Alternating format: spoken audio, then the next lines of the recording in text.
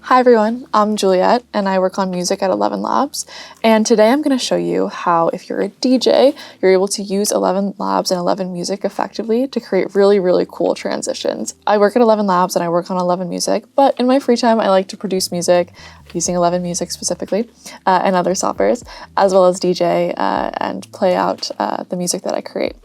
And so what I often find, and what a bunch of my friends in the ecosystem have also found, is that you have a set list, two tracks that you really want to play back to back are incredible, but they're not necessarily in the same key, or they're not necessarily at the same BPM. Say one's in the key of A and one's in the key of C, for example, and one of them's at a very different BPM.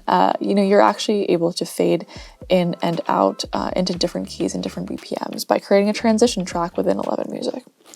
So let me try to do this. I'm actually, let's say I'm playing a set that's, coming soon, and it's mostly I'm playing disco tracks that I'm really into. Let's say it's 124 BPM to 160 BPM. Our model creates tracks in the composition plan format, so to speak. So it actually generates specific sections with styles included and with styles excluded for each individual section.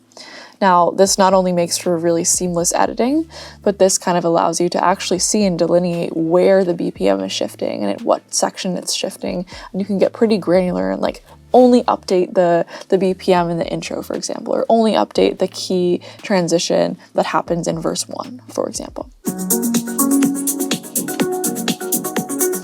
You get the point here. You're actually able to create your own transition tracks. You can download them, so you can hit download here, get the WAV file, and just bring it into your DJ software. And you're not only a DJ now, but you're also a musician and a creator.